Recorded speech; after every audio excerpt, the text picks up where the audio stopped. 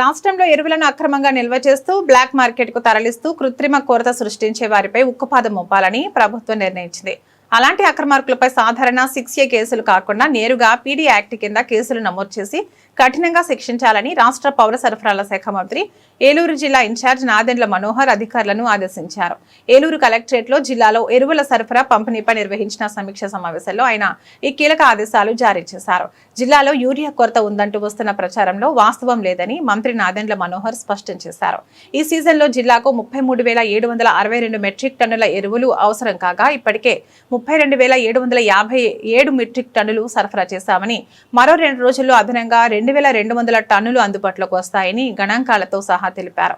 గత ఏడాదితో పోలిస్తే ఈసారి అధికంగానే ఎరువులను అందించామని గుర్తు చేశారు.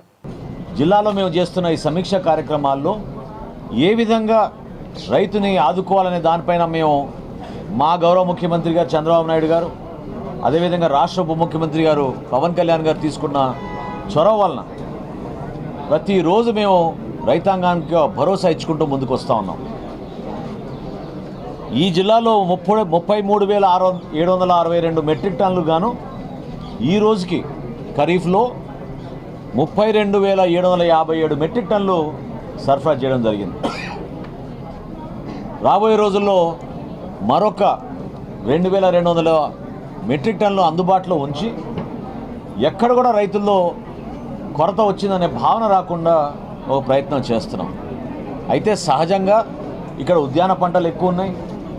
పామాయిల్ కోసం తెలియక కొంతమంది రైతులు ఇప్పుడే యూరియా తీసుకెళ్ళడానికి కోసం చేస్తున్న ప్రయత్నాన్ని ఆ సమాచారం లోపం లేకుండా వాళ్ళలో కూడా అవగాహన పెంచే విధంగా ఒక ప్రయత్నం తప్పకుండా మేము చేస్తాం. రైతులందరినీ కూడా మేము మనస్ఫూర్తిగా కోరుతున్నాం. పత్తి రైతులు కానివ్వండి, మిర్చి రైతులు కానివ్వండి, ఎవ్వరు కూడా మీరు ఆందోళన చెందవసరం లేదు.